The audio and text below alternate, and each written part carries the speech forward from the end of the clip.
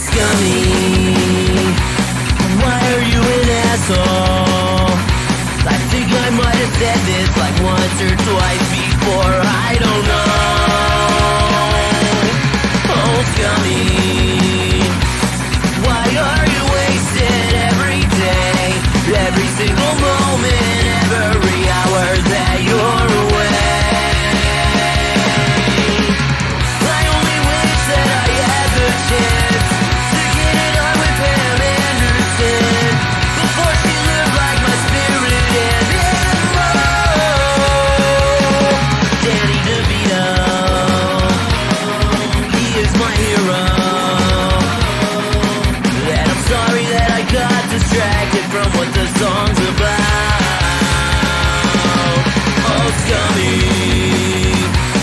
Why are you such a piece of shit? Okay, maybe you're not a piece of shit, and I'm just jealous. I only wish that I had the chance to get it on with Pam Anderson before she lived like my spirit and more. Danny DeVito.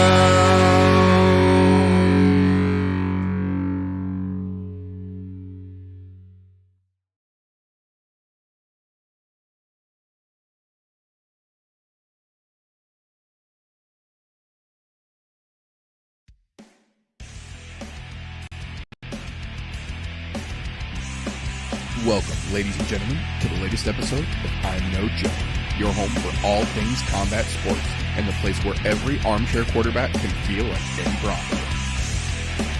The views and opinions presented on the I'm No Joe channel belong solely to the person expressing them, no one else. If we say it, that means we meant it.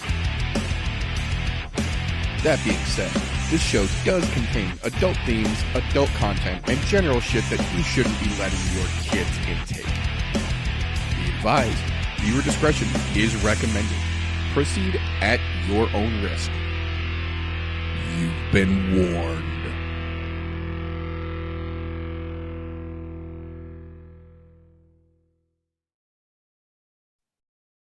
If it's Sunday, what did I say? Welcome, ladies and gentlemen, boys and girls, children of appropriate ages, to the latest episode of the What Did I Say show, the counterpart to the I'm No Joe podcast, where we hold our predictions accountable and give you fine folks a recap of the weekend's punchy, kicky shenanigans. So this weekend, we actually only had one card all weekend long. That was the only game in town, and that was UFC 272. Now, as you might have guessed by the title of this episode and the corresponding title for Thursday night's episode, I genuinely hope most of you listening to and or watching this did not pay full price to see that pay-per-view event. Very rarely is it a case where we tell you this isn't worth watching. So we didn't go that far. We didn't say this is one to just completely avoid, but this is definitely one that was not worth your $80 in our humble opinions. That being said, there was still some interesting fights. So before we jump into it, how you doing, RJ? Doing pretty good. Hopefully my fan isn't too fucking loud. Nah, you're good. I can't pick it up here. So thank you, Zoom noise compression. I was gonna say Zoom's generally got pretty good noise compression about that. I generally have a fan running in the background as well, and I never hear it on the stream. So yeah. Thank you, Zoom noise compression. Other than that, I'm doing pretty good. Doing pretty good. So let's jump right into it here. I gotta say, surprise, not right out of the gate, but second fight in, Ludwig Klein is fucking crazy. Like, that dude is nuts. Props to Devontae Smith for taking this fight on short notice. He is a tough motherfucker, but he just could not stay on Klein. It was a damn close fight. Like legitimately for the better part of the card, I had a strong suspicion that might be looking at a fight of the night contender. We'll talk more about how that actually played out later on, but one of the best fights on the early card, in my opinion. Yeah, I can fucking agree with that. Short notice fights, man. It was almost the theme of the card, and this one did not disappoint for sure. Absolutely not. So I have to say, I'm glad to see Tim Elliott is taking his shit a little bit more seriously. He's been in Kansas City training with James Krause for a hot minute now. I think we've seen him. I think this was his third fight that we've seen him in the UFC under Krause's corner. But the last couple times we've seen him out there, we've seen James Krause losing his fucking mind on the sidelines, because it's almost like no matter what he yells, Tim Elliott would just like block him out the second that fucking bell rang and the round started. We got to see that he's working on that. He's not over it, clearly, because James Krause was still screaming up a fucking storm to the extent the commentators made mention of it several times during the fight. But he's definitely getting better about it here. And you can start to see that when he listens to Krause, the fight just goes a little smoother for him, to such an extent that at one point in time, he caught Tagir so off guard that you saw him legitimately, oh shit, panic and look at his corner and go, what do I do? While he was getting fucking manhandled by Tim Elliott. So props to Tim Elliott. He's starting to look like he really wants to do this, instead of just shut up, you can't tell me what to do, I know what I'm doing, which doesn't do you any good when you go to a new camp. If you go to a new camp, you have to let them fucking help you. That's why you're there. You can see that Krause influence slowly starting to creep in, and he's starting to get a little more fluidity to his fighting, I think. Yeah, I mean, especially with a legend of a trainer like Krause's, you have to shut the fuck up and let him tell you what the fuck you're supposed to do in those times, because that man's trained the best of the best that have really been in combat sports in general, not just in the UFC. That man is a legend. He will go down as one of the best trainers to ever fucking train a professional MMA athlete. Yeah, Glory MMA is quickly becoming one of the more notable MMA gyms in the country for very good fucking reason.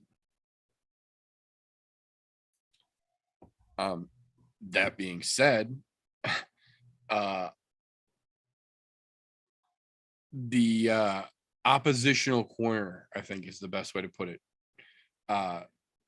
Corner Khabib, as it were, the Dagestani corner that was out there, I think, 4 times last night, three or 4 times last night.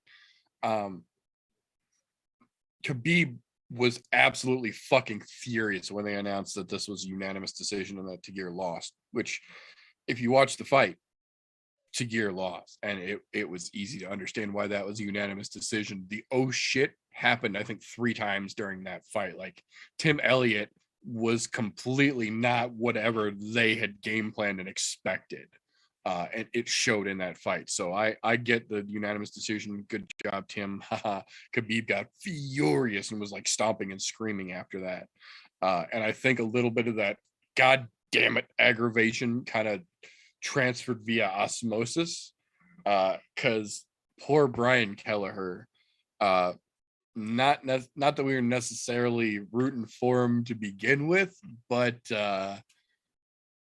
oof is a good way to put that. I will say, credit where credit is due. Brian Kelleher put up a fight. He didn't just go in there and fucking lay down, which is what a lot of people would have done in this situation. He went in there and he put up a fight. But I think the best way that I have heard this fight described by anyone, excuse me, Dagestani's gonna Dagestani.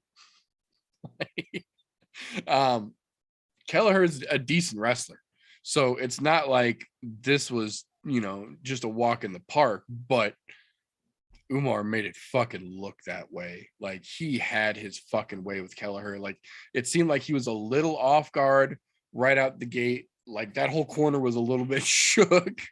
I'm sure the locker room was a little shooketh as well. But you could tell once he got his feet underneath him, he was just like, all right, cool. We're going to finish this now.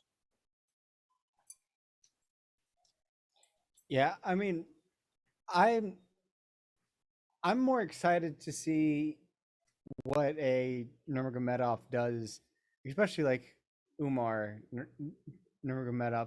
I'm more excited to see what he's gonna do with his hands, because they were talking about Right. it during the fight that he really wants to dial in his boxing, because his question mark kicks looked absolutely phenomenal. His legs are next level. Yeah, that dude's kicks are going to catch a lot of people off guard. He's got himself some Adesanya level Kia with the fucking legs. Like, somebody's And- going to catch one right here and just go. And he was throwing question marks lead leg in the middle of moving. Throwing a lead leg question mark, that is the hardest fucking thing. That's ballsy to not just attempt, but to keep trying to land during a fight. And just like his kicks are fucking nice, because those question marks, they were fucking quick. They were snappy as fuck. Yeah, I was going to say, you heard that fucking snap when they landed. They might not have landed exactly how he wanted them to, just flush on his fucking face, but those are going to be dangerous. Yeah, it's almost like he was slapping you with his foot more than he was trying to kick you. Yeah, Like, it was that kind of Bruce Lee snappy, like, oh shit. those were some nice fucking legs. Yeah. Moving along from Dagestanis doing Dagestani things, though, I literally had this conversation with no less than 4 people yesterday during the afternoon. I shit you not. We talked about it a little bit on Thursday and proved to carry true all weekend long. They put next to zero publicity or hype or press behind the Marina Morose and fucking Maria Agapova fight. And this was quite literally the female version of the Colby versus Jorge beef. This is literally former teammates, former friends turned fucking rivals, split gyms, fucking heated rivalry. This is the ladies' version of what they sold the main event as, but there's no persona in this one. This is how these two ladies really are, and they really had a genuine falling out to the event that police got involved multiple times. Like, this was genuine fucking beef, and they didn't hardly say a fucking word about it until when they switched over to this fight and it was on ESPN Plus. When it was on the ESPN app before it had gotten switched over to ESPN2 and ESPN Plus, because the game was running long. And John Anik read the direct quote from Maria Agapova, "I can't wait to beat this chick's ass. I can't wait to stomp this bitch. I just want to fucking hurt her." And everyone goes, "Whoa, we can cuss now?"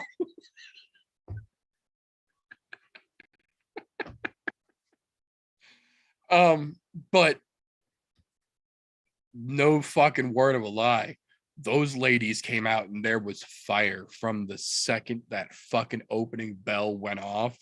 There was no love lost between the two of them. That was just pure fucking fire coming out from the gate. And I'll say this, Agapova is a feisty bitch, man. She's fiery as fuck, but she's so uncoordinated. She's like all go, no show, like straight up fucking dragster, 0 to 100, no turning, just straight 100 mph. And Morose was the 100% opposite. Like, she was calm, cool, and collected. She was ready to counter and fucking lead when she needed to, stepping out of the way, making a gap of a fucking swing and miss. And then when round 2 came out, she was like, okay, we're gonna put fucking work in now, and just started manhandling Agapova until she got the BEA beautiful choke on the ground. She led the dance on the feet, she led the dance on the ground, and then she got a choke to shut her the fuck up once and for all. And when it was all said and done, had to have an absolute fucking beautiful, just human moment where she talked about her family in Ukraine and what was going on over there, and the fucking crowd lost its shit. Everyone in that fucking arena was on their feet and they were fucking cheering, and it was a genuine good moment to see that happen, because you could see in her fucking eyes what was going on. And Rogan just handed her the microphone and stepped back, the exact thing he should have fucking done.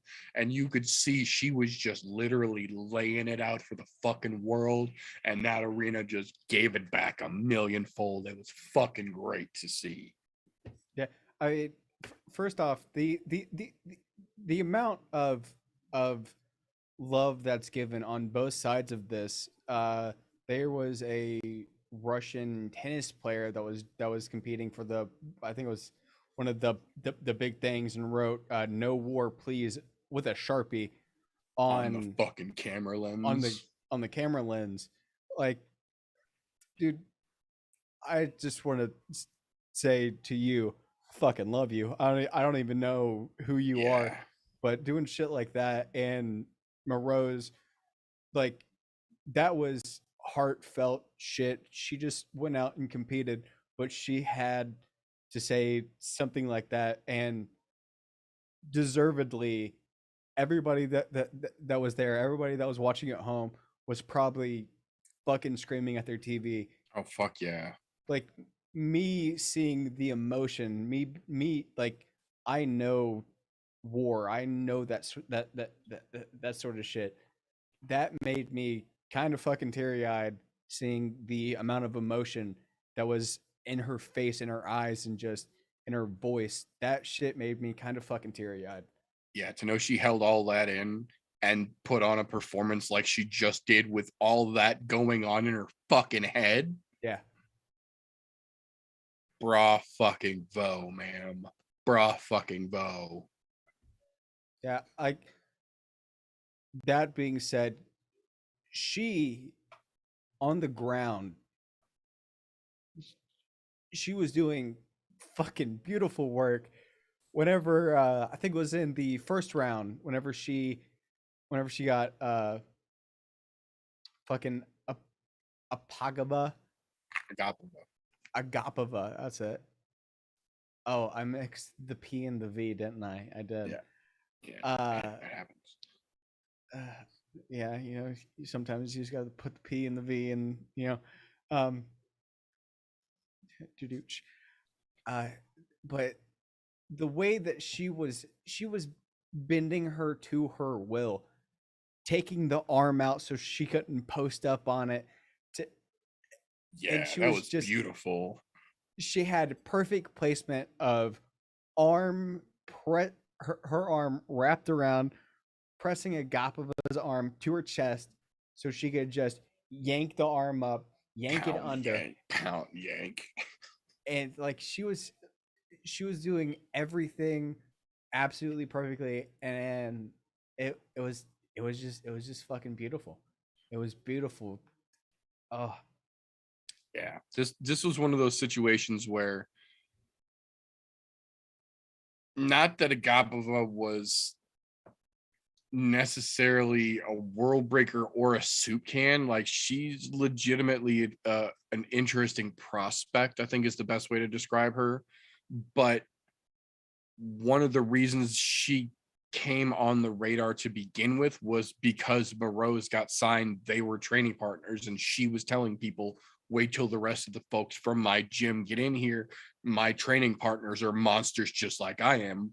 This bitch is crazy. And then, spoiler alert, she was right. Agapova legitimately is a fucking screw loose crazy certifiably.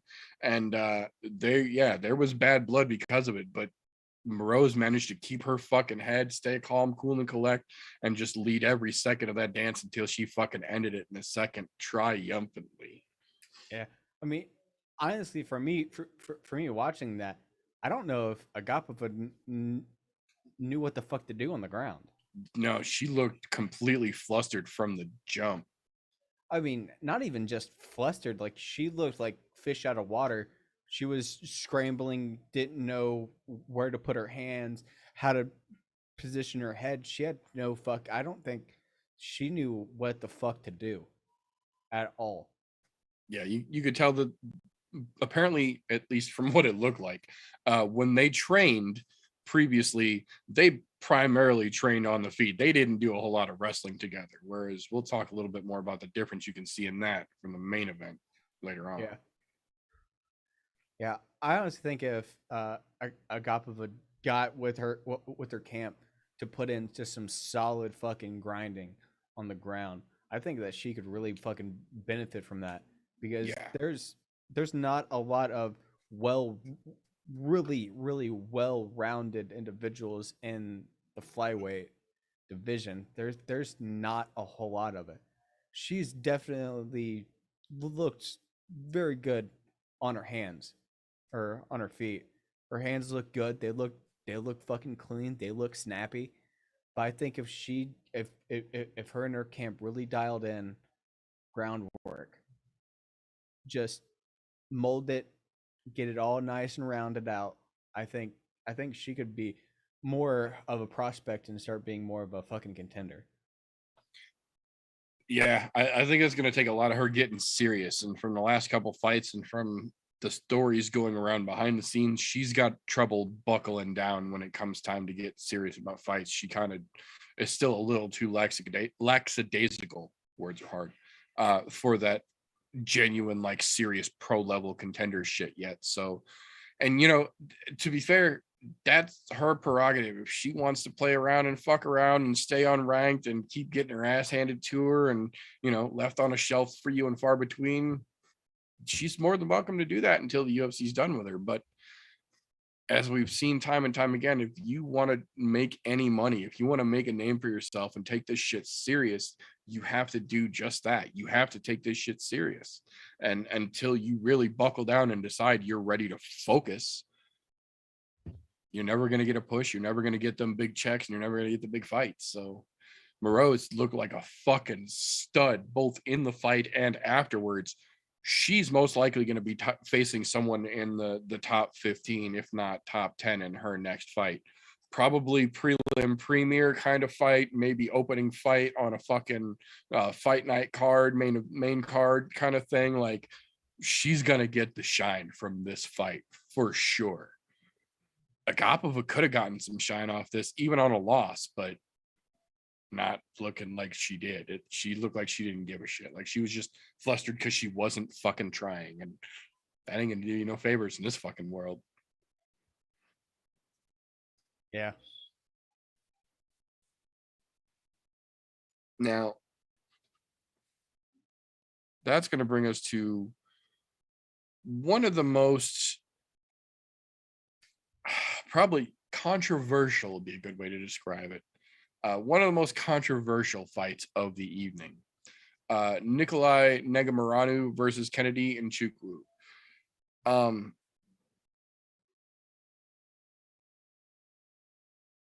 To say that eye pokes are an issue in the UFC is a gross understatement. To say that they're doing something about it, I mean, technically, they're only supposed to give one warning for it now.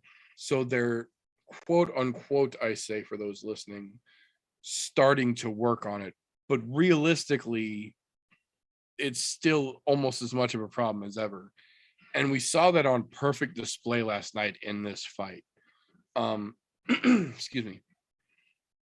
Kennedy got away with 1 graze and 3 blatant eye pokes before he got the hard warning. To be fair, on that third one, he got a hard warning. Or on the second eye poke after the scratch, he got the hard warning. And then on the third one, they did take a point. But the third eye poke was so egregious that they had to bring the doctor in, and dude's eye was convulsing involuntarily while they were looking at him.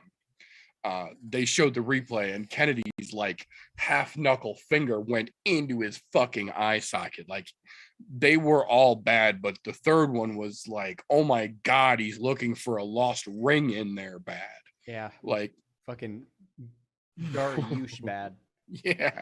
Yeah, exactly. Yeah. Go ahead. Like every now and then it's gonna happen. The first one, ref even called it was unintentional. Right. Negamoranu stepped in and it got him. It wasn't that bad. It's gonna happen. There's nothing you can do about it. Like, there needs to be something. I have gloves that Joe Rogan was talking about. There was multiple eye pokes in multiple fights last night. There's a set of gloves that Joe Rogan even spoke of, that there are on the underside of it, it's material, but it is pretty much fucking like spandex. It's like flexi web almost, right? Yeah, to where you have to use the power of your fingers to extend them out. I use those because I don't do this. And if I do, I'm making sure that my fingers are nice and fucking muscular, because that's a massive fucking problem. Like, every single time somebody was like, oh, Bisbing knows all about that because the motherfucker has a fake eye from eye pokes. Literally, yeah. No, it was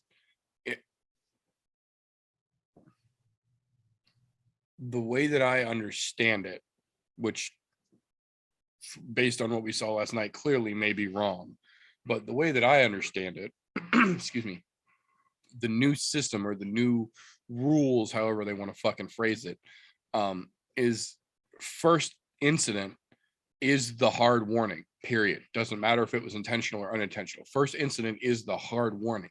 Second incident, take a point. Third incident is DQ. Yeah. Same thing with nut shots now. Intentional or unintentional. Control your fucking weapons. Your first incident is your hard warning. Second one, you lose a point. Third one's a DQ. Well, yeah. He got away with 2 and a glance. That the second eye poke was his hard warning. The third one was the one that took a point. And even after getting away with 3 fucking eye pokes and losing a point, it was still close enough when they went to the cards that it came down to a split decision. I personally don't think that it was that close for Nchukwu, but I can see some of the earlier fucking work that he did in between eye pokes, as it were, counting up on the scorecard in his favor. But man, if ever there was a perfect example of a situation that should have resulted in a blatant disqualification, if nothing else, than to make an example of people who were intentionally using the system to their advantage and fucking other people up. TC, I'm sorry. This should have been one of those situations where they could have went, look, you got multiple fucking warnings. You got a point taken already, which he should have already had. There's your DQ. He can barely fucking see. Like, that's literally a fucking potential fight ending sequence with you jamming your finger through his fucking eyeball. Like, no, that's enough. But, you know, of course, because it's UFC, we went to the judges anyway. But yeah, like the new rules, I absolutely agree with it. Of course, the glancing and everything like that, I'm okay with. And I'm Yeah. also okay with if you are in the middle of closing your fist, because I've had this happen.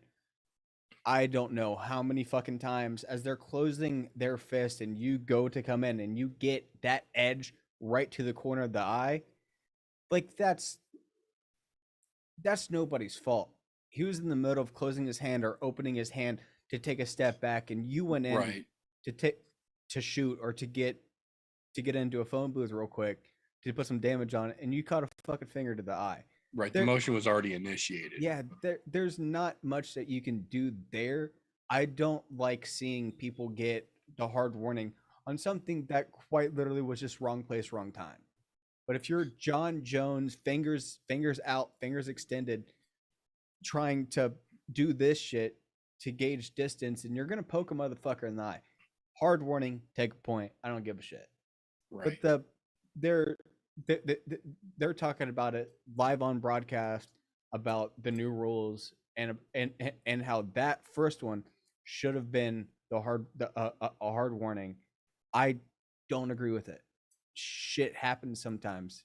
That was Kennedy coming back because you could see him in the middle, bringing his hand back after throwing a punch that missed, and Nikolai went in on him. Yeah, that one I can see being essentially like a wash, a hard warning for both of them. Like, pay attention when you're moving in and out, control your fucking weapons. Yeah. You know what I mean? But the first actual eye poke, 100% hard fucking warning, which would have been neutral warning for both parties on the scratch or the jab, whatever. First poke would have been the fucking hard warning. Second poke would have been the fucking point deduction.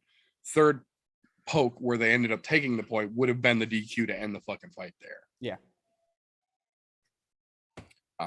Yeah, there was a couple incidents like that where things should have played out a certain way based on how the events were unfolding, and they didn't last night. Yeah. I gotta say, the next fight is a perfect example of that. Marina Morose versus Yan Zhao Nan. This is another one that was a damn close fight and came down to a split decision by the judges, which is pretty understandable. I and a lot of the folks that I saw online last night seem to have seen it more for Yan than they did for Marina. But again, based on how fucking close it was, I can see how they gave it to Marina. My issue with that is in the post-fight speech. In the, you guys all saw it, now everybody knows who I am. I'm the only person left to fight for that title. So whoever comes out from Rose and fucking Carla has to face me next. First off, slow the fuck down. Second off, nothing about that performance from either one of them last night screamed title contender eliminator. Third, that was a split decision. Even if that was a unanimous decision, to be fair, that's not something you brag and scream for a title shot off of. You need a fucking knockout or submission. You need a fight finish, a dominant finish, displaying that you are the only one left in this division before you get to talk some shit about I'm the only one left for the next title shot. You have not done that yet, Maria Rodriguez. So pump the motherfucking brakes a little bit. Yeah, I would love to see her go up against Esparza or fucking Weili Zhang. I'd love to see either one, because regardless, it's gonna show her that there's different levels to this game. You are not on that level. No. By far. Painfully so. Not on that level. You are. She definitely is talented. She definitely has skills, but there's levels to the game, and she is not there. No, not yet. That and honestly, based on the performance, I would be more inclined to think that realistically, Yan is a little closer to genuinely being ready for that level of competition than Marina was, based on what we saw. I mean, I wouldn't even say from what we saw. It's just from what we've seen. Her consistency is always Right. there. She's Right. more well-rounded overall. As Marina really needs to go back to the drawing board because her overall she's good, but her stand up, her boxing is way too sloppy. There's too It's many holes in it. rough. Yeah. Her ground game is also extremely fucking sloppy. If she goes against anybody that is dominant on one of those things, uh, somebody that is great on her on her feet, she's gonna get tore the fuck apart. Yeah. But then if Like, she goes against anybody that's well rounded on the ground, she's gonna get fucking yanked and fucking manhandled. There's yeah, she's basically good enough for what she's had to compete with thus far. yeah. But even then, it's just so. It's not like she's easily outworking or easily making her way through anybody they put her up against. She's basically been like just up to the challenge of everything they've put in front of her so far. Literally right on the level in this fight in terms of fucking split decision closeness. But yeah, I think she'd get fucking wood chippered, but at this point, against fucking Carla or Rose, honestly. I mean, Um, shit, we saw what Carla did to fucking Yan Zhao Nan. Yeah. And even Jan said, like, looking back, I was not ready for what Carla brings. And it showed in that fight. Like, she said that of her own performance. Like, look what Carla did to me when I wasn't ready. This bitch clearly ain't fucking ready. So there's experience behind that fucking statement. Yeah. No. But that'll bring us to the premier prelim event of the evening.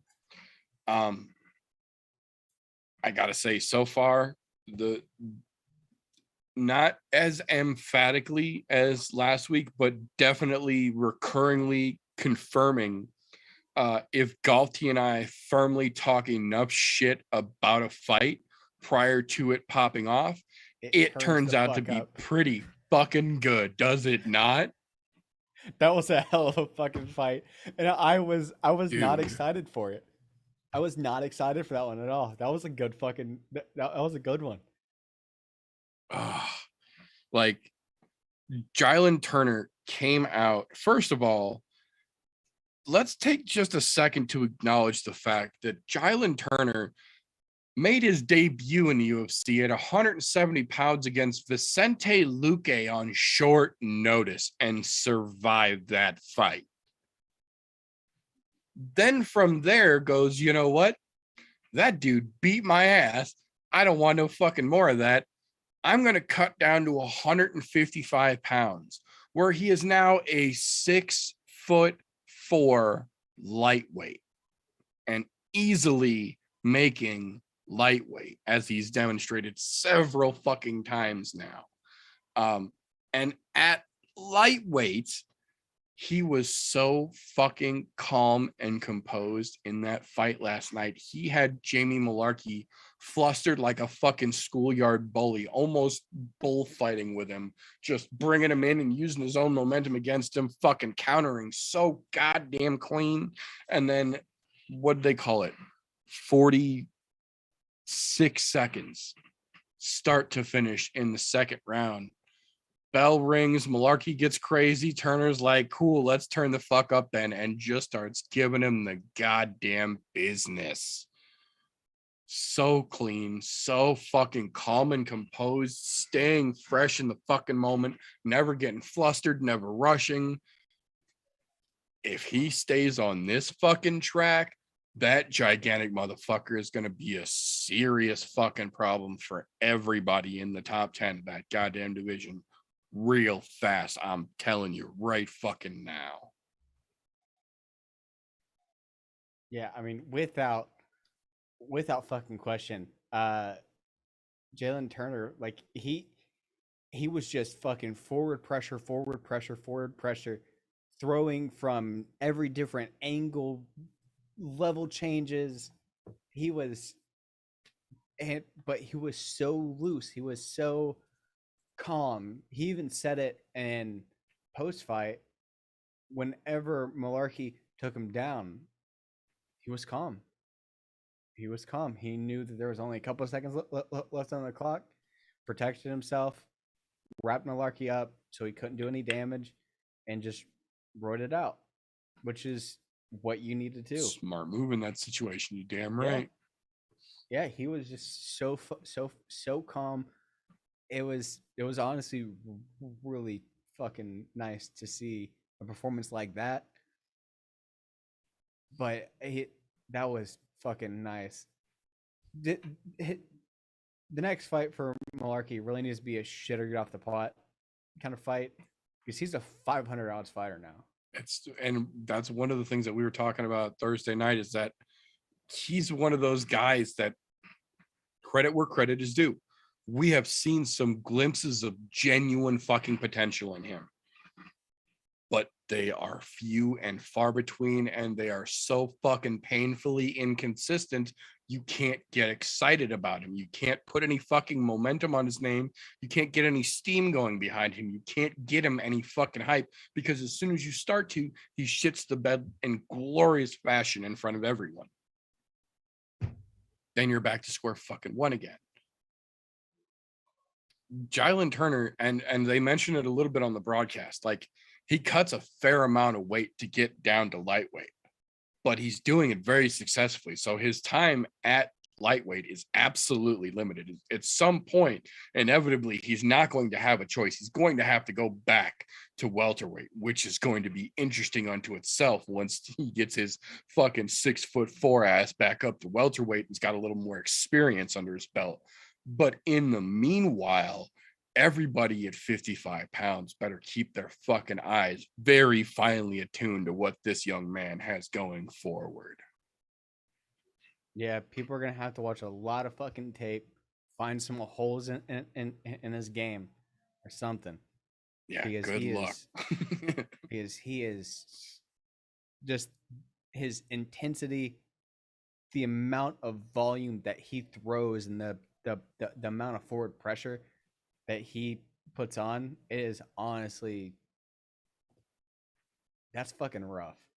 Well, and for such a young kid, he's fucking, what, 25? Yeah. The fight IQ that he's developing, the watching him see things unfolding in real time and adjusting, seeing him be able to do that more effortlessly and quicker, responding better to things in real time, and seeing his fight IQ develop, man, he's on the right path. If he does not fuck up, he's on the right path for sure. Malarkey, on the other hand, absolutely agree with you. He really needs to shit or get off the pot at this point. Either you're going to take this thing serious and you're going to fucking do it right, or you're going to keep fucking around somewhere else, because there's already more than enough soup cans in the UFC. They need people who actually are going to try and do the goddamn thing. That being said, though, that will bring us to the main card.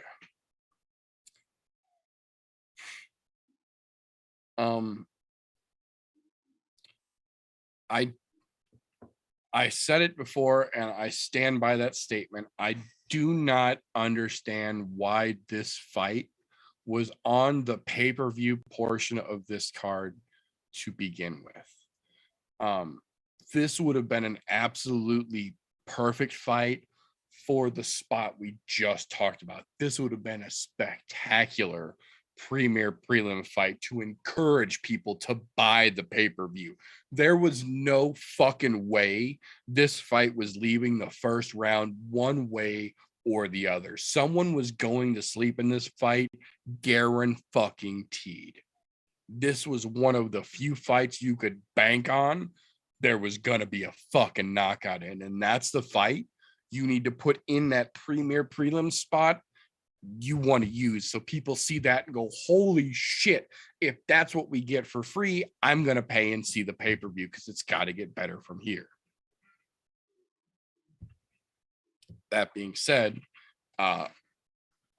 tip of the fucking cap to the fucking polar bear for making the wish of 99.98% of the people watching that fucking card's dream come fucking true and shutting that fucking clown up in spectacular fashion. Knocked that motherfucker out so hard that when he woke up, he protested being knocked out from his back. Woke up and went, I didn't get knocked out, while he was still on the fucking ground. That was a thing of beauty. That was also, we found out in the post-fight press conference, the last fight on Voldemort's contract, and may very well be the last time we have to see that piece of shit in the UFC again. The reporters in the press conference were very much cued into that and very much grilling Dana for an answer, which he tried very hard to dance around. But when they called him out on it being the last fight, which he didn't know off the top of his head, and the fucking reporter was like, so that was his last fight, are you going to re-sign him? And he was like, wait, what?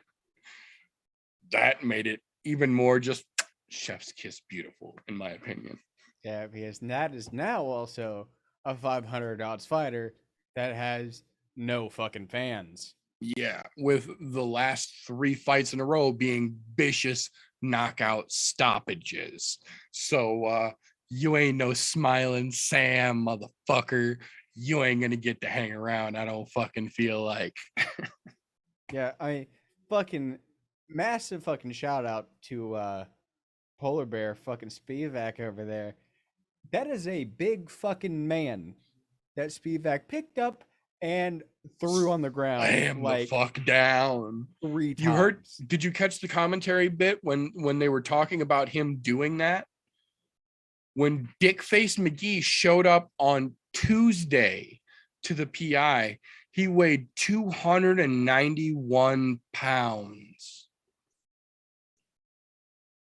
In just a little over 48 hours, he had to fucking cut almost 40 fucking pounds of weight to make the fucking heavyweight limit.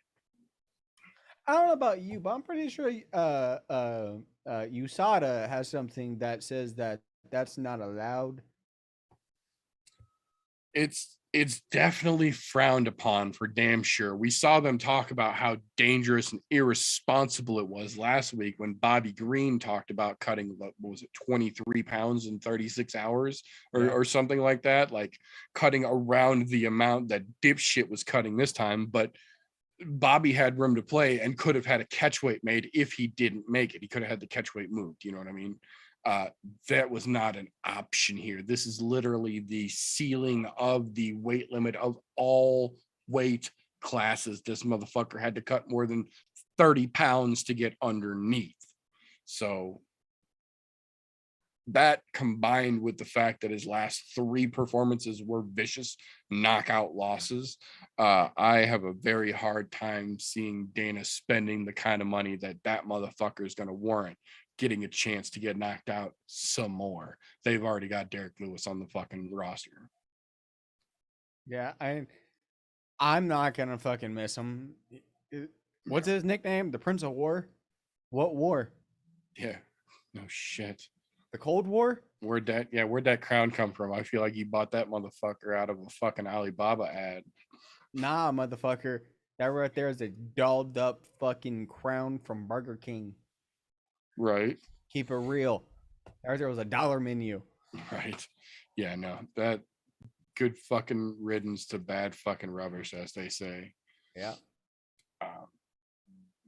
But that will bring us to one of the most entertaining and I want to say surprising, but it wasn't necessarily that it was surprising. It was the way that it was done that made it such a big deal.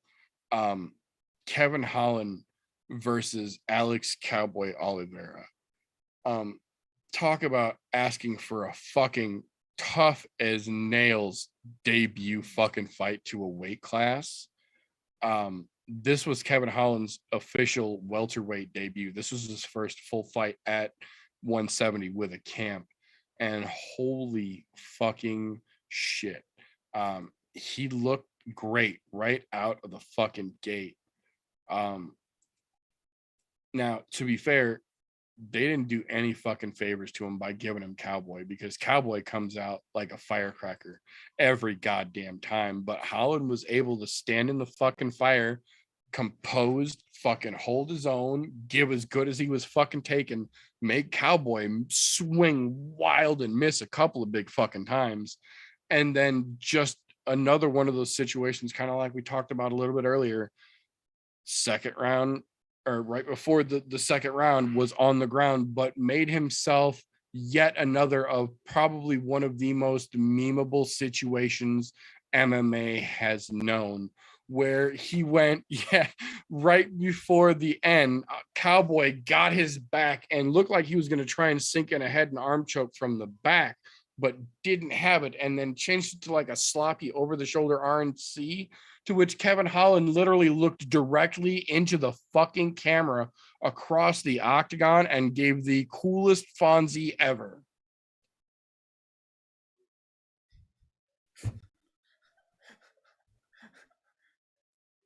I mean, we've said it a dozen times, and I'm sure it's going to get said a dozen more.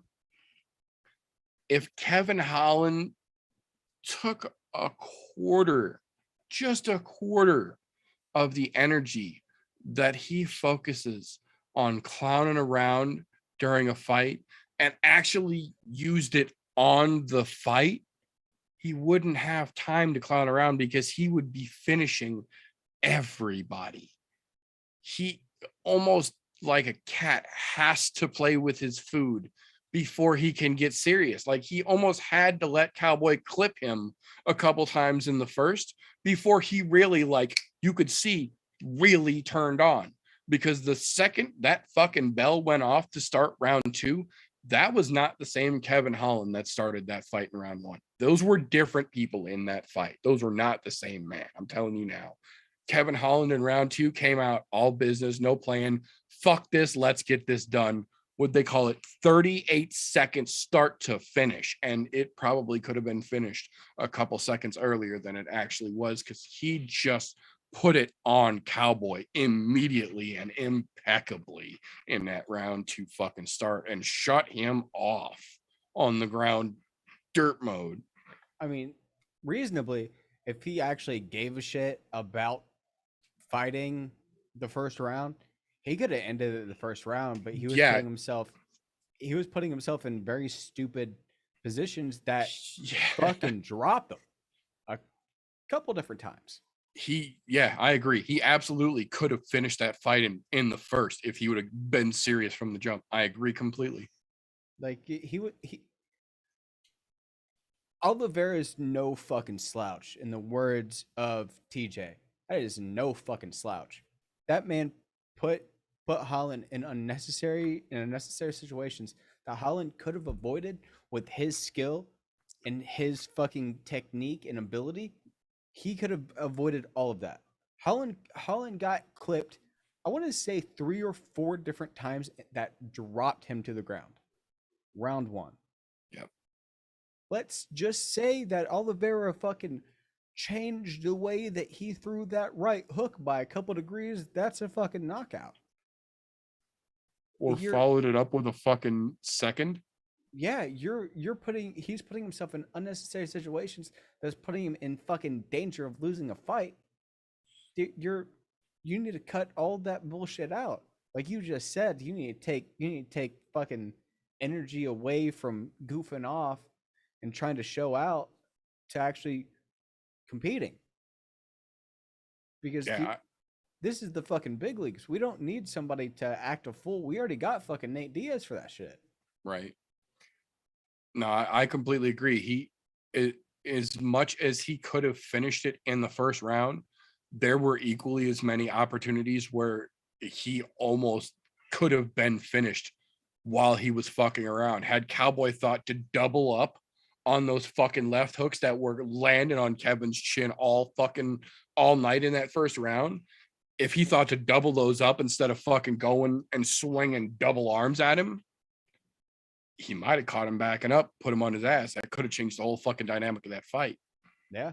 I mean, like even when he caught him with a 2-1, the fucking right followed up by the left that dropped him, and then Holland just grabbed his fucking legs to keep him from pouncing on him. If he did that, but swiveled to the fucking side quick enough and just started raining hammer fist down, or even just step over full mount on top of him, the fuck is he gonna do? You got Oliveira sitting on your fucking lap, just fucking your face up. Yeah. What are you doing with your life? You're putting yourself in unnecessary situations, taking unnecessary damage like an idiot. Yep. Yeah, no, absolutely fucking, tip of the fucking cap. Respectable that he's decided that he, as he said himself, decided to become a professional athlete and actually cut the little bit of weight that he should be cutting to get himself, because he walks around at like 184 or 183, I think he said, naturally. So cutting to 170 is literally just a little bit of water weight, and it gives him, or will potentially give him a pretty good advantage over a lot of the guys walking around at 170 who are, cutting down hard and losing a lot of fucking weight to get there. And there's a couple of them. I wouldn't even say hard water cut, light water cut. Do a solid day or two of sauna, ice baths, and just change the diet up. I mean, you'd really be extra salads, no burgers for a couple days. Yeah, just change the diet up a little bit. Just every day after after camp, do a sauna, follow it up with an ice bath, and heat yourself back up in the sauna and fucking call it a day. Like, realistically, that would be more than enough to cut him down that little bit of weight, and do it safely, extremely safely. I was gonna say, and the important part, doing it safely. That would be more than enough. Doing it extremely safely, and he has the vast advantage of doing something so minute, of taking 30 minutes out of your day during camp. Yeah, no, it's nice to see that he's committed to staying at 170, to holding himself accountable to, actually, like he said, being a professional athlete now and fighting at 170. So now I'm ready to see him do that and take it seriously. Like, he made the commitment to stay at the weight, to hold the weight. Now make the rest of the commitment to quit fucking around so much. Nobody's saying stop altogether. Everybody loves that he goofs around, that he talks, that he plays a little bit. Dial it back just a notch more. Dial that fun back just a little bit and put that energy into ass whooping, and your fights will be shorter and more lucrative. Yeah, you want... For him, I want it in between Anderson Silva in his prime and Nate Diaz in his prime, because Nate would fuck around a little bit too much, but Anderson would fuck up just enough to aggravate somebody. Right, just enough to get under your fucking skin. Yeah, I think Holland has more than talented enough and more than skilled enough to push the envelope just a little bit past the Anderson Silva in his prime stage of fucking with people. Yeah, I agree. Moving on from there, the people's co-main event of the evening. That was a damn good one. Holy shit. Now, first and foremost, absolutely, this was a fucking great fight. But I think the thing that surprised me the most, Bryce Mitchell dominated that fight from start to finish. From the opening bell of that fight to the closing bell of that fight, Bryce was in control of 99.99% of that fight, on the ground and on the feet. I don't remember the last time we saw somebody shut Edson Barboza down the way that Bryce Mitchell did last night. He almost made it look insultingly easy. It was a little off-putting, to be honest. Like, we know Bryce Mitchell's good. We've known since we first saw him on The Ultimate Fighter that Bryce Mitchell was good. We've seen him starting to take it seriously right out of the gate and proving that he's not here to fuck around, that he knows that this is a big commitment and he's taking it seriously. And he's starting to put in some genuine work to the extent that he shut down a professional badass like Edson Barboza with authority.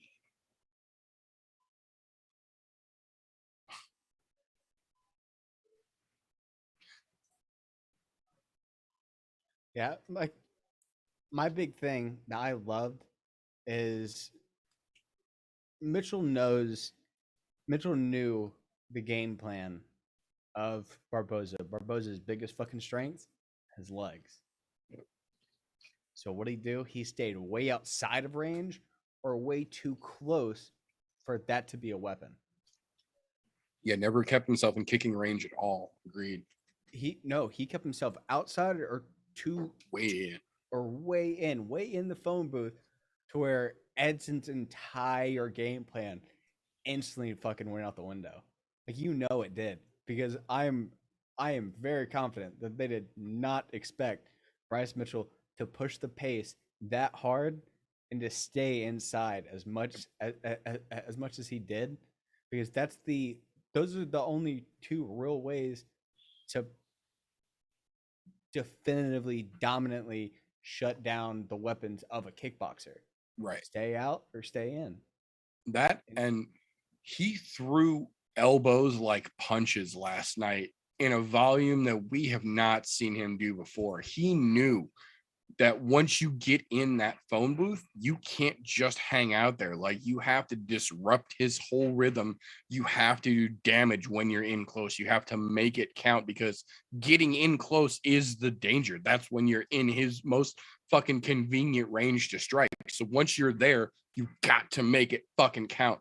And Bryce Mitchell was throwing elbows like there was no tomorrow, and he wasn't throwing them recklessly. He was timing them in the place of a fucking strike, and he started fucking landing them, and Edson's face showed it by the end of the fucking fight.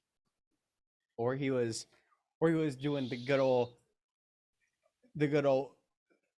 fake to fade to fucking to elbow out. Yep. Just right to the fucking chin. Like, those that are, and a lot of the times on the break, when he wasn't going to stay engaged in the phone booth with Edson, but he wasn't going to give him a chance to fucking catch him on the way out and set him up for a kick. He's coming off the fucking break with an elbow as he steps away to fucking keep Edson from getting a clear shot as well. Like, yeah, nicely done too. The intelligence in the way that he attacked the fight. I've never seen somebody that his size, that's predominantly known for wrestling, for his ground game, attack a kickboxer that dominantly and just that easily. I've never seen that shit in my life. That was one of the most beautiful ways to break apart somebody so dominant, so just legendary of Edson. Well, and look at the names that we've seen that haven't been able to even come close to doing that, even recently. Yeah. And then here comes Bryce Mitchell coming off of an 18-month injury hiatus and does that to Edson Barboza for his welcome back fight. Yeah. Dude. Redonkulous, I'm telling you. Redonkulous. But then, as if the fight wasn't enough, Bryce Mitchell is just the fucking gift that keeps on giving. Because then when you hand him the mic, something interesting is always coming. He's like a light-skinned Derek Lewis, if you will, when it comes to microphone time. So they hand him the microphone, and he goes off about how everybody thinks that the only thing you can use fighting for is to destroy and to hurt people. Well, he's here to show you that you can do good with it. So he's taken half of his fucking fight purse and donating it to this fucking charity in Arkansas for orphan children.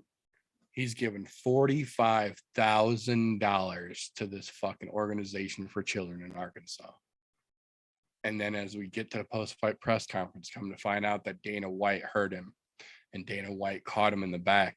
Says, don't give him your fucking money. You're making 45 and 45. I appreciate what you want to do, but don't give them your 45,000. I'll cover your $45,000. So Dana White is giving 45 grand to this fucking kids charity in Arkansas. Bryce Mitchell said, I'm still giving some on there on top of it because that's what I should be doing. But Dana White is going to give that 40,000. So he's going to be able to give them $50,000+ to some fucking children's organization in Arkansas. And that, regardless of anything else, is fucking awesome in my opinion. Yeah. I mean, fucking undeniably. Like, it's more so that Dana is taking it under his own power to like, hey, don't do that. I'll make a donation in your name. Yeah, I see what you're doing. Don't spend your whole fucking purse. You earn that money. Let me do it for you. Yeah. That's more powerful just in its own, of somebody like Dana who typically doesn't do that sort of shit, isn't the charity type of guy. Well, not to mention somebody who 45 grand ain't shit to Dana White. Yeah. He'll blow more than 45 grand in an afternoon and not remember what the fuck he did.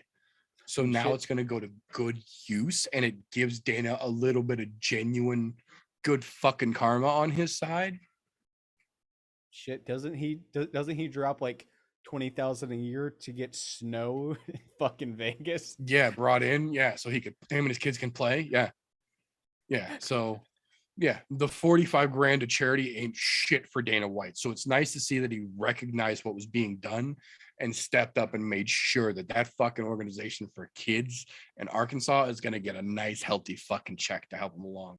Not to mention, Bryce said there have been several other large benefactors who've been reaching out to him since he brought attention to it, who also want to make large contributions, either direct or anonymous. So like he said, he's trying to use fighting for more than just destroying and breaking down. He's trying to show that you can use fighting to bring good. And he's not the first fighter by any stretch to do this, but it's nice to see that there's still fighters doing it. Yeah, I most definitely. I'm waiting for somebody to do something to open up their own foundation that directly aids stuff like that. Some fighters have, but they're more of the fucking recognizable names. Your Dustin Poirier's, he has he has his fight. Thing. But there's not a lot of these smaller guys, the people that aren't household names, that are doing it. I get excited whenever people like that do this sort of shit. Right. Yeah. It's one thing when a guy that makes $650,000 per fight decides he's going to give 20 grand to a charity. It's another thing rather when a guy making 45 and 45 says, I'm taking half of my entire fucking purse from this fight and giving it to charity. That's a little more impactful in my opinion. Yeah. Like he could have put that money to his fucking farm, because damn well It'd go a long way. That would go a long fucking way. But no, he wants to donate it to charity, and fucking hats off to you. Fucking right on. That's a fucking soft spot in my heart for 1.5 million reasons. Yeah, you're doing shit for the kids, baby. You're definitely gonna get support from every one of us. Hell yeah. So yeah, good on Mr. Mitchell for fucking making the best of the gigantic opportunity and seizing that motherfucker with both hands and not letting it go. Now, in that same vein, regardless of anything else that's about to be said, first and foremost, hats off to Renato Moicano for quite literally landing on the plane back to Brazil from his fight just last weekend, literally going home, changing the clothes in his suitcase, and getting directly back on the fucking plane and flying all the fucking way back to Vegas to make weight 48 hours later and fight again. That's some gangster shit. Regardless, that's some gangster shit. That motherfucker was done, flew all the way to Brazil, was ready to relax, got the call, turned around and climbed right back on the fucking plane and came back and did it again. So regardless, that's fucking gangster as shit. That being said, Renato Moicano should never have been in that fucking cage last night.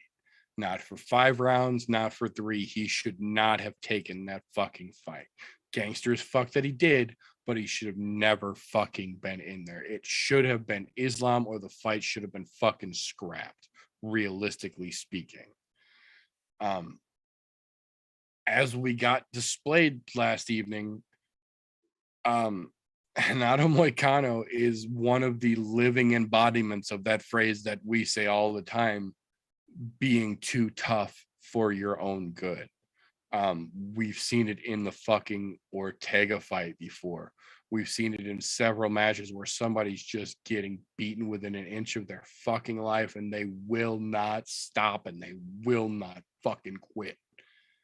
And we saw that last night in Renato Moicano, to the extent that TJ and I were talking during the fight, and I honestly don't remember the last time I was that angry at a doctor.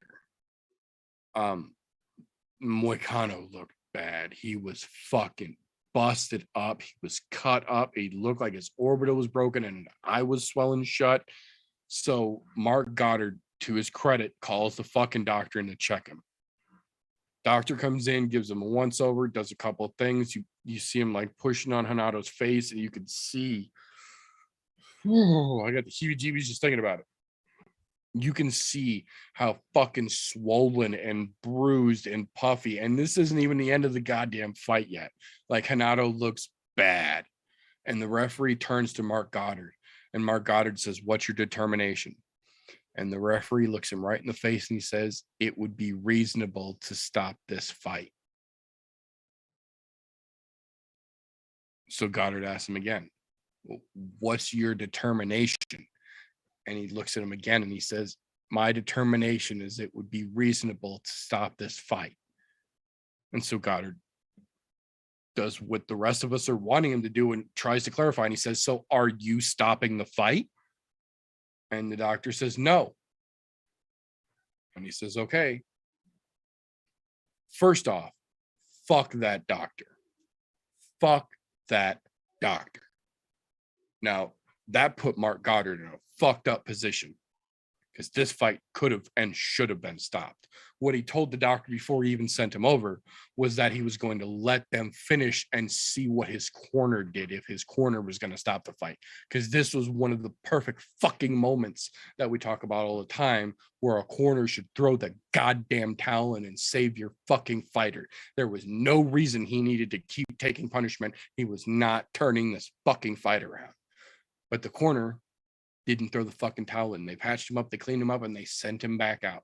So Goddard sends the doctor over, and then the doctor fucks him and says it's reasonable to stop this fight, but he's not going to.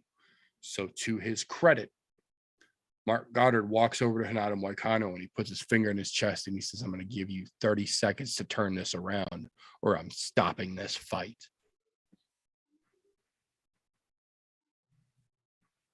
That's the only respectable thing that could have been done in that situation. Now, whether it was Mark Goddard saying that, or whether it was just out of being able to fucking observe because he could see how fucked up Moicano was, I'm not 100% sure. But for some reason, after that, it genuinely seemed like RDA took his foot off the gas and was being way more selective with his shots. You could see that he knew how fucked up that eye was, and he was purposefully going for body shots and trying to fucking clench up. He was trying to avoid hurting Hanato in the fight any more than they were going to force him to, which is fucking admirable. But Goddard let him keep going because Hanato wasn't getting hurt like he was literally just a few minutes before, so they let him finish the fucking fight. But Jesus fucking Christ, the fact that the doctor had the balls to say it would be reasonable to stop this fight, but wouldn't say, yes, stop the fight, is fucking egregious. If it's that bad that as a medical professional whose sole job it is to determine if this fight should be continued or not, that you say it's reasonable to stop it, your next word should be stop the fight. Period. Yeah, reasonable doesn't need to be in there. It's yes or no. Right? Simple fucking question. You have two options. Reasonable isn't an option. Either yes, stop the fight, or no, let it continue. Those are your decisions. You're a ringside physician. That's all you have to say to the ref is yes. I think the fight should be stopped, or no. I think that he's gonna be okay. I think that he's definitely gonna have to go to the hospital afterwards, but I think he'll be okay. I don't think He's good. Yeah, good to keep going. Yeah, I don't think that there'll be any extreme danger that he's in if he continued the fight. That's it. Cut it right there. Yes, no. Give a yes, no, one sentence explanation of decision. Right, yeah. Short description of justification. Yes. Yeah, I think TJ and I were both talking about that in the moment, and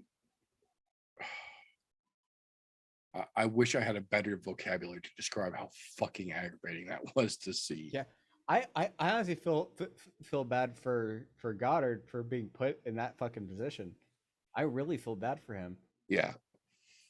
No, he tried to do everything he could to make that an easy out.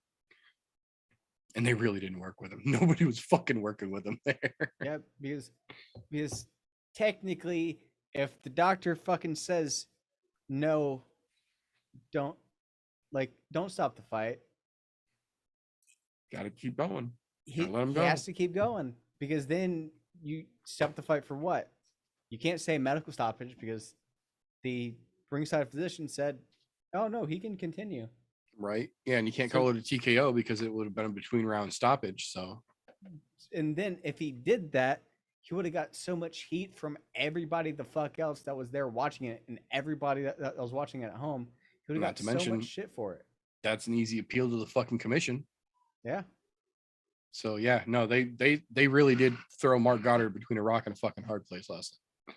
And I absolutely applaud him for how he fucking handled it. Yeah, I think that he definitely should go to the commission with what happened. Be like, hey, this needs to be changed. Yeah, what the fuck, guys? Yeah, we need a definitive answer. Yes, no, description, this, that, and the other thing.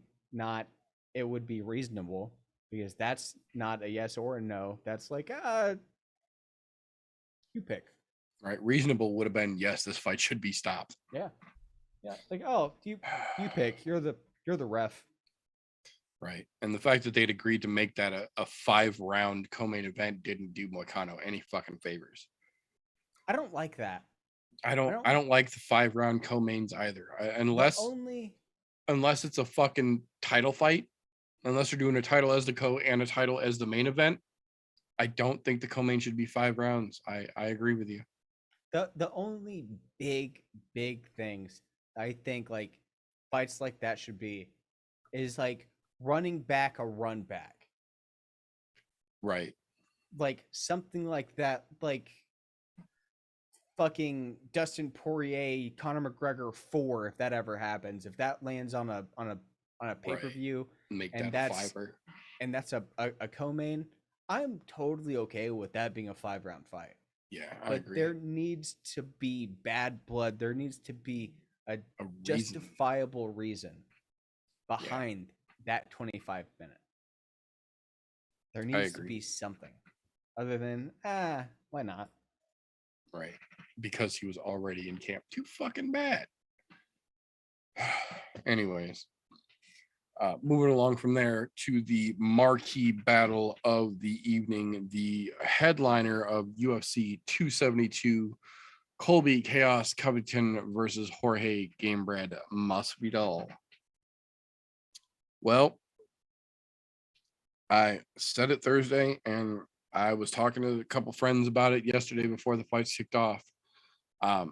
As far as I was concerned, the fight basically came down to either Colby's going to do a whole lot of dick sniffing and be the dick sniffing bitch that Jorge called him, or Jorge was going to catch him. And if Jorge caught him, he's going to fucking hurt him. Well, to quote Jorge Masvidal, Colby's a bitch, but the bitch can wrestle. Jorge is not, and clearly was never, a wrestler. He is always a striker who's done some wrestling, and Colby is quite clearly the complete opposite. Colby is a lifelong wrestler who learned to strike, and that was very, very apparent within the first like 2.5, 3 minutes of the fucking fight. On the feet, Jorge was clearly the better of the two, but he could not stop Colby from getting him to the ground. And when he got him to the ground, Colby was almost easily able to hold him there. Now, that being said, I do believe Colby did set the record in the UFC for most failed submission attempts in a single fight, because he kept trying one of two fucking rear naked choke attempts from different sides, none of which were actually set in properly, but he kept fucking cranking and trying on all of them. That was a little fucking ridiculous.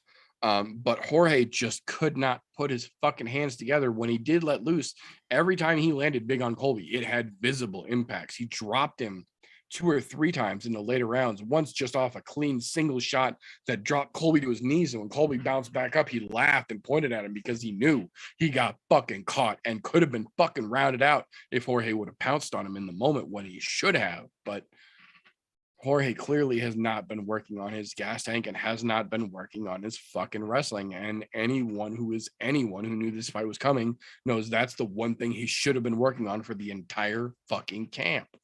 Work on your fucking cardio, work on your wrestling, because you know that's exactly what Colby's going to try to fucking do. And it was very evident that George didn't do that. To be fair, Colby didn't really have a whole lot outside the fact that he was able to wrestle fuck his way through 5 rounds with Jorge. None of his striking was really anything worth talking about, and his striking domination and aggression in grappling wasn't anything to fucking brag about either. But he did manage to point wrestle his way through 5 rounds and come out with a unanimous decision. So there is that.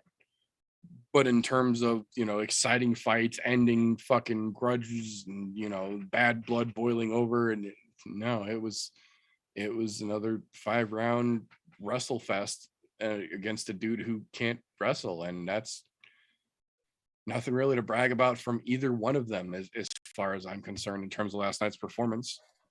But it's no reason to brag on either fucking way. Colby Covington is a tough motherfucker. He can take some shots. Masvidal, come put him down. The other side of it, Jorge isn't good at wrestling. Covington is. Clearly, Covington can't fucking put a submission in to save his fucking life. Right. I would have been okay saying fucking draw. Both of you are equally fucking shit. Right. Yeah, because what they say, it was like 11 minutes of fucking, or 12 minutes of control time on the ground. Yeah. Literally almost half the goddamn fight was on the ground. Colby had control of it the entire time it was there and couldn't do shit with it. Yeah, you can't do anything with it. Why the fuck are you in the UFC? Why, like, the only person up from here beat you twice already. There's no literally need to run. There's no, like, dominantly. There's no need to do a number 3 because you're just gonna fucking lose again. Like, what are you fighting for? Are you just fighting for fucking money and clout that you're able to wrestle fuck like a drunken Khabib Nurmagomedov, because that's what you looked like, but you couldn't set in a single fucking solid fucking submission to save your fucking life. So why are you in the UFC? You're horrible at fucking fighting. You're a fucking wrestler. My boxing is better than yours. Let's be real here. Jorge isn't a wrestler. He should have known the second this fight was signed that he needs to run cardio and fucking ground game. Yep. How to snuff out fucking chain submission attempts from takedown attempts from every different fucking angle. How to get up off the ground. That's his fault and his camp's fault. I can't take away that Colby isn't a tough motherfucker, because that man can take some shots and keep on fucking ticking. That is one thing that he is damn good at. But you spent 25 minutes with almost half of it being your control time on the ground, but you couldn't do anything with it. I'm tired of seeing him. I'm tired of hearing him running his mouth, especially about having a second lung. Like, fucking, both of them need to be covered in the UFC because they're not doing anything for the UFC. Yeah, no, it's like, fucking a waste of time on both sides at this point. I agree. Like, clearly, the name value isn't worth the bullshit. Yeah. Clearly, during this camp, Masvidal was more worried about his own fight organization, clearly. And Colby was just doing Colby, being a fucking idiot. Like, you're not doing anything good for the sport. You're bringing bad press on the sport because now people can look at it and be like, "Hey, this is what MMA does to you." He doesn't know human anatomy, that everybody has two lungs. Like, you're like, that's the stuff that can come down. We can go back to being human cockfighting like we were 5 years ago. Right. Because we had commissioners and governors and members of Congress calling what we do human cockfighting. You're just giving more reason to put that back in the world's eye. You're giving a bad name for the sport. You're giving a bad name for the fighters of said sport. I don't like that shit. This is what I do. I do this shit. I don't fucking like it. I don't like that Masvidal went in there looking half-assed, and I don't like the shit that Colby Covington says half the fucking time. You're not fucking Colby Chaos Covington. You're just fucking chaos. You are just uncontrolled chaos. You say what the fuck you want to say, when you want to say it, how you want to say it. You don't give a fuck about the repercussions of what you're saying because you're on top of the world. You're fucking rank 1 of the division. Nobody can touch you. But what you're doing to the sport in a whole, you're pretty much kind of risking everything for everybody underneath you in the future. Next 5 or 10 years, you could very well possibly, with what you're doing in your career, fuck everybody. With state athletic commission rules and guidelines, and then breaking it down to promotion guidelines, you could be fucking all of us over. I would like to go pro in the next 4 to 5 years. You could be risking my career of being an MMA fighter. I don't like that shit. I make money off of this. I don't like that. Some motherfuckers always trying to ice skate uphill. No, that being said, I will admit I'm a little surprised. We got a standard bonus issue rollout last night. Fight of the night, 2 performers of the nights. I can probably guarantee most folks who did watch this card are going to get all 3 of those bonuses wrong, but I'm going to give them to you anyway. Fight of the night, surprisingly enough, actually went to the main event, Masvidal versus Covington. I can't fucking believe it. It was not the best fight on the fucking card, but they gave it fight of the night. Whatever. Performances of the night. Also, probably not what most people are going to think, but this time I think they actually did do right. I think these are all right. Performance of the night bonuses went to Kevin Holland for fucking up Cowboy Oliveira, which I absolutely agree was a 50K ass whooping. And then Marina Morose. So that was very fucking cool as well. Nice to see the UFC got them pretty close to right or what they should have been. I really wish they would go back to old school of fight of the night, knockout of the night, submission of the night, instead of a performance bonus. Right. I wish they would do that, because that was something that somebody could rest their hat on at the end of the career. Like, I have 19 knockout of the night fucking performances, or I have X amount of submission of the night performances under my name. That's something that you can build a legacy off of and rest your head on. Right.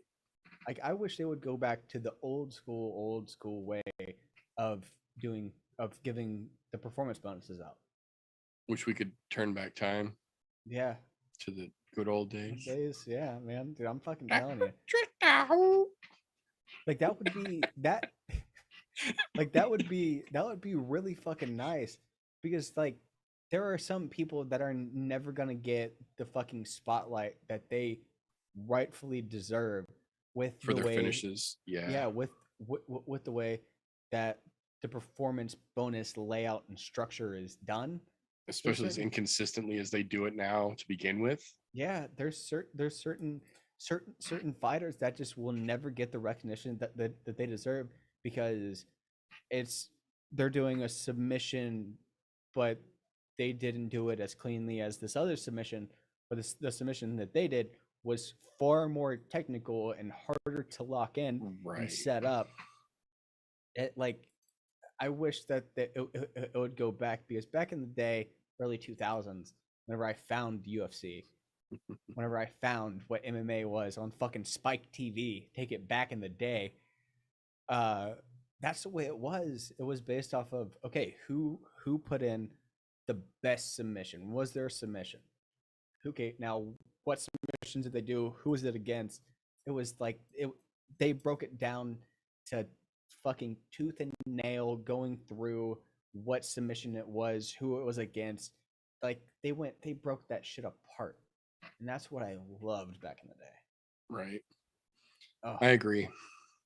We can always hope, but that's trying to apply logic to a UFC situation, and we know how that goes. Yeah. But that being said, that is all we have got for this particular episode here. So I would like to take a moment to thank everybody, whether you are catching this live, you are in the chat, or you are seeing this on a replay. We appreciate you just the same. If you like what we do around here, make sure you are subscribed and you got your notifications turned on wherever you are seeing this. Thumbs up if you like it. We like those as well. If you want to help the channel, watch some more videos. That's what the algorithm likes. Watch some more videos. We got plenty. We got episodes. We got recaps. We haven't missed a major combat sports event in almost 4 years now. So we got you covered to go back and watch. You can catch the show on pretty much all social media platforms. We are everywhere. The links are all down below here. That being said, if you really want to support what we do around here, patreon.com/IamNoJoe is the best way to do that. For just a couple bucks a month, you get your name on the end of the show. Helps us do what we do around here. Gives you behind the scenes access, and it gives you access to the unaired and literal unairable footage that only supporters get to see. That being said, if you don't like what we're doing around here, first off, why the fuck are you still here this deep into a podcast you don't like? That being said, give us the thumbs down. We're not going to dispute it. We'll take it and we'll move the fuck on like you should. But that's all we've got for this particular episode. So until next time, folks, remember, don't let ignorance stop you. You can root for anything, unless it's Russia to win. Fuck you, Putin. No war.